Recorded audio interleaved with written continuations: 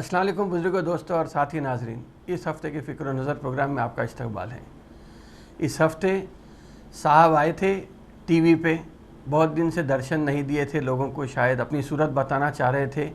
کہ بہت دن ہو گیا بنگال کے الیکشن میں دیدی کے پیچھے پڑے تھے اور اب شاید ایسا لگ رہا کہ عوام کی یاد آئی،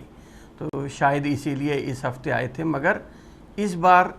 نہ تالی کی بات ہوئی، نہ برتن کی بات ہوئی، نہ دیا جلانے کی بات ہوئی، صرف یہ بتانے کے لیے آئے، ایسا لگ رہا تھا کہ یہ بتانے کے لیے آئے کہ بھائی نہ دیش کا پرائم منسٹر کچھ کر سکتا، نہ دیش کا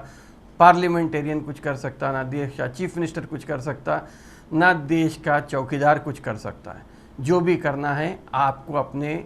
اپنی سیفٹی کے لیے آپ کو خود کرنا ہے، اس لیے کہ ہندوستان اب ایک اور لاک ڈاؤن نہیں کر سکتا۔ شاید یہ بتانے کی کوشش ہوئی، لیکن گزشتہ سال اور اس سال کے مقابلے میں اگر دیکھیں گے تو گزشتہ سال لوگ تیار نہیں تھے لاک ڈاؤن کے لیے، بلکہ لوگوں کو یہ بھی نہیں معلوم تھا کہ آخر لاک ڈاؤن ہوتا کیا۔ آپ نے یکایک لاک ڈاؤن کر دیا گزشتہ سال۔ اس مرتبہ اگرچہ کہ کرونا کافی تیزی سے پھیل رہا ہے، ہو سکتا کہ آپ یہ بول سکتے تھے کہ 5 دن کا ایک ٹائم دے رہا ہوں، میں 1 ہفتے کا ٹائم دے رہا ہوں، لاک ڈاؤن کے لیے تیاری کر لو، تو لوگوں کو گزشتہ سال کا ایکسپیرینس یاد ہے، تجربہ ہے، اس مرتبہ وہ اپنی تیاری کر سکتے تھے۔ لیکن وہ بات تو نہیں ہوئی کہ لاک ڈاؤن کی یا کسی اور چیز کی۔ البتہ یہ ضرور ہوا کہ ایک کافی دن کے بعد جب ٹی وی پہ آئے تو صاحب یہ بتانے کی کوشش کرے کہ پرائیویٹ لیبز میں، ہندوستان کے خانگی لیبارٹریز میں، بلکہ یہ بولنے کی بھی کوشش ہوئی کہ سستی ویکسین ہندوستان میں بنی، دنیا کی سب سے زیادہ سستی ویکسین ہندوستان میں بنائی۔ ہو سکتا ہے کہ یہ بھی بتانے کی کوشش کی ہے کہ حیدرآباد کے جو بلدیہ انتخابات ہوئے تھے اس ٹائم پہ وزیر اعظم نریندر مودی حیدرآباد آئے تھے، اور وہ حیدرآباد کے قریب شامر پیٹ کے علاقے میں جو کمپنی ہے بھارت بایو ٹیک، وہاں پہ گئے تھے، اور ویکسین کی تیاری میں جو کام ہو رہا تھا وہ دیکھ کر وہ واپس چلے گئے تھے۔ تو یہ بتانے کی کوشش ہوئی شاید آ کے کہ میں وہی ہندوستان کی ویکسین کی بات کر رہا ہوں جس کمپنی میں آیا تھا۔ لیکن یہ بات سمجھ میں نہیں آئی کہ ویکسین تو آپ بنا رہے ہیں، ویکسین میں بلکہ 2 انسٹیٹیوٹ، بھارت بایو ٹیک اور سیرم انسٹیٹیوٹ پونا ویکسین بنا رہا ہے، لیکن ویکسین آپ خرید رہے ہیں 150 روپے میں، جبکہ دوسروں کو بیچا جا رہا ہے، یا دوسرے ریاست کے سرکاری دواخانوں کو 400 روپے کی ریٹ رکھے ہیں اور خانگی پرائیویٹ ایجنسی یا ہاسپٹلز کو 600 روپے کا ریٹ رکھے ہیں۔ کیا یہ بہتر نہیں ہوتا کہ آپ اتنے دن کے بعد اپنے درشن دینے کے لیے جب ٹی وی پہ آئے تو لوگ یہی سوچنے پہ تھے کہ اب کیا ہونے والا ہے، کون سی آفت ٹوٹنے والی ہے، لیکن اگر یہ بول دیتے کہ ویکسین سبھی کے لیے فری کر دیا ہوں میں، تو لوگ شاید خوش ہو جاتے، لیکن یہ بات نہیں ہوئی۔ لیکن البتہ ایک چیز جو بڑی بات آئی تھی کہ اس مرتبہ کے بیان میں لوگوں کو تو خیر بیان سننے کی کوئی زیادہ دلچسپی نہیں تھی، کچھ اہم اعلان ہوتا یا کچھ دل کو دھڑکا دینے والا اعلان ہوتا، یہ سمجھ کے لوگ ٹی وی کے سامنے چمٹے رہے۔ لیکن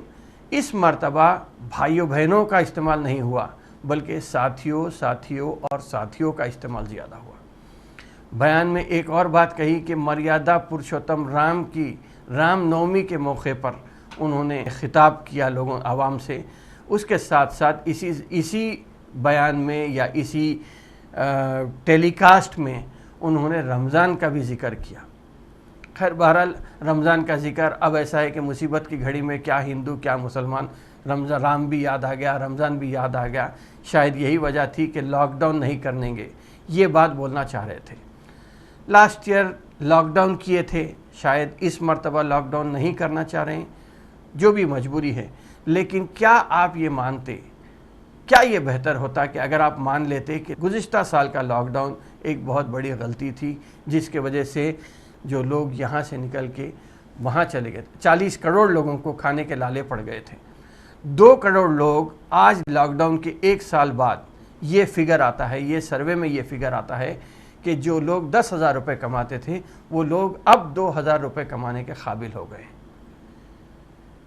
اس پر کوئی بات نہیں ہوئی، شاید منہ موچھ لینا ہی بہتر سمجھے، تو اسی لیے وہ خاموش بیٹھ گئے۔ خیر بہرحال یہ سب باتیں تو بہت ساری ہیں. اس کے علاوہ سب سے بڑی بات یہ ہے کہ دنیا بھر میں بلکہ ہندوستان کے کئی جو سروے ہوئے تھے وہ یہ بتا رہے تھے کہ ایک نیا ویریئنٹ آنے والا ہے. نیا ویریئنٹ آنے والا ہے. 1 سال آپ کرونا کے ساتھ زندگی جی لیے, آپ دیکھ لیے کہ کس طرح لوگوں کو کیا کیا پریشانی ہوئی تھی. دواخانوں میں بیڈز نہیں مل رہے تھے, علاج نہیں ہو رہا تھا, یہ سب چیز تھی.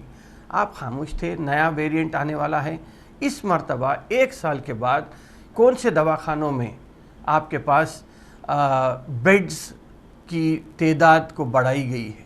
یا عوام کے لیے کیا سہولت دی گئی ہے؟ میں نہیں سمجھتا کہ کوئی زیادہ سہولت دی گئی ہے, بلکہ اس مرتبہ ایک نئی آفت عوام کے اوپر ٹوٹ پڑی ہے. وہ ہے کہ آکسیجن سپلائی. آکسیجن دواخانوں میں آکسیجن نہ ہونے کی وجہ سے کئی لوگ مرتے چلے جا رہے ہیں. گزشتہ کے پروگرام میں نے کہا تھا کہ بی جے پی ریاستوں میں بہت زیادہ اموات ہو رہی ہیں یا بہت زیادہ انفیکشن ہو رہا ہے. آپ دیکھیے آج اتر پردیش اور گجرات کے حالات اگر دیکھیں گے تو دونوں جگہ پر بھی لاشوں کے ڈھیر لگے ہوئے ہیں فٹ پاتھ پر, بلکہ دواخانوں کے باہر بھی لوگ چاہے آکسیجن کے لیے تڑپ رہے ہیں یا جو لوگ فوت ہو گئے ہیں کرونا سے ان کو آپ آکسیجن فراہم نہیں کر سک رہے ہیں. حد تو یہ ہے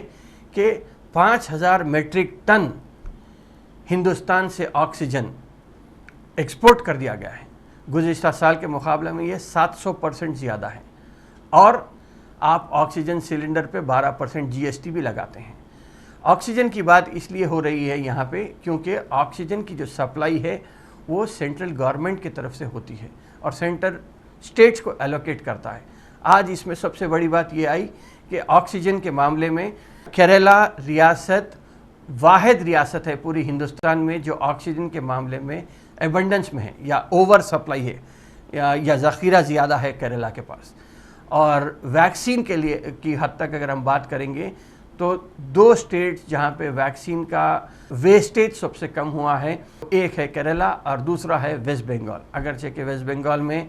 الیکشن ہو رہا ہے, الیکشن کے ٹائم پہ ممتا بنرجی نے ہاتھ جوڑ کر بھی درخواست کی تھی کہ اب جو باقی 3 فیزز الیکشن کے باقی ہیں یا 2 فیزز باقی ہیں اس کو آپ ایک ہی فیز میں آپ الیکشن کر دیجئے, اس لیے کہ کرونا بہت بڑھ رہا ہے. لیکن الیکشن کمیشن نہیں مانا. وہ الیکشن کمیشن کا معاملہ ہے, وہ کیوں نہیں مانے وہ بات الگ ہے. یہاں ہندوستان کے لوگوں کو جان کے لالے پڑے ہوئے ہیں. ویکسین لگانا ہے لوگوں کو, لیکن 6 کروڑ ویکسین اپنی پبلک ریلیشن کی سکل بتائیے یا PR سکلز بولیے آپ, یا اپنے آپ کو بہت بڑا جو بتانے کی کوشش ہو رہی, جو وشال اکھنڈ بھارت کے جو تصور ہے اس میں اپنے آپ کو بہت بڑا کردار بتانے کی کوشش کرتے ہوئے 6 کروڑ ویکسینز پاکستان کو, افریقہ کو, اب بنگلہ دیش کو آپ بہرحال ادھر ادھر دے دیے ہیں. اور دیش میں لوگوں کے لیے یا ہندوستان کے لوگوں کے لیے آپ کو ویکسین دینے کے لیے کم پڑ رہی ہے. خیر علاج نہیں ہے, لیکن کچھ کام آنے والی جو اب فی الوقت جو ایک تکے کے طور پہ استعمال ہو رہی ہے وہ ریمڈیسیویر جو ایکچوئل بنی تھی ایڈز وائرس کو ٹیکل کرنے کے لیے, لیکن وہ ویکسین یا ریمڈیسیویر کے جو انجیکشنز ہیں وہ عوام کو دیے جا رہے ہیں تاکہ یہ بتانے کے لیے کہ کرونا پہ کنٹرول کرنے کے لیے ریمڈیسیویر کا استعمال کیا جا رہا ہے. 3000 روپے کا انجیکشن ریمڈیسیویر کا 30,000 روپے میں بک رہا ہے. مہاراشٹرا میں تو کچھ یہ بھی اطلاعات آئی تھی کہ BJP کے لوگ ذخیرہ اندوزی کر رہے ہیں ریمڈیسیویر کی. تو ایسے حالات میں جبکہ لوگ پریشان ہیں, آپ بلیک مارکیٹنگ کا یا زیادہ منافع کرنے کی بھی یہ لوگ سوچ رہے ہیں. اس کے علاوہ ریمڈیسیویر کی بات آئی تو ریمڈیسیویر بھی 11 لاکھ ریمڈیسیویر کے انجیکشنز جو آپ باہر بھیجا دیے ہیں, ایکسپورٹ کر دیے ہیں. میں یہ کہوں گا کہ ایسی چوکیداری پہ لعنت ہے, کیونکہ آپ کی ناک کے نیچے سے نیرو مودی 14,000 کروڑ لے کے بھاگ جاتا ہے. ایسے ہی لیکن پھر بھی یہ ہے کہ بعض گدھے بولوں گا میں, جو لوگ ہندوستان میں برتن بجانے پہ یا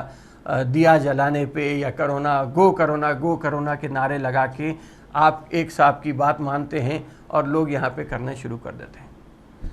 خیر بہرحال بات تو ایسی ہے کہ کرونا کا قہر ابھی ٹوٹا نہیں ہے, کرونا اور زیادہ پھیلتے جا رہا ہے. یہ بھی کہا جا رہا ہے کہ خطرناک نہیں ہے, لیکن میں سمجھتا ہوں کہ کرونا جس طریقے سے پھیل رہا ہے اس پہ قابو کرنا، یا بلکہ سپریم کورٹ نے جو کہا ہے کہ قومی آفات سماوی سے تعبیر کیا ہے کرونا کی فی الوقت نہیں موجودہ اس کو، تو یہاں پہ مرکزی حکومت نریندر مودی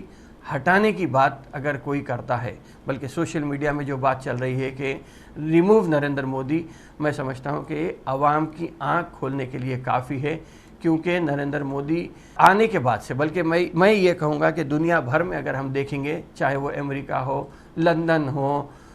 کوریا ہو، چائنا ہو، رشیا ہو، بوسنیا ہو، یوگینڈا ہو، نائجیریا ہو، ایسے حالات میں جہاں پہ لوگوں کے ساتھ انصاف نہیں ہوا ہے، وہاں پر میں سمجھتا ہوں کہ اب فی الوقت حالات ہندوستان میں کیا بلکہ عالم میں یہ حالات پیدا ہو گئے ہیں کہ اب ظالم حکمرانوں کو جانا ہوگا۔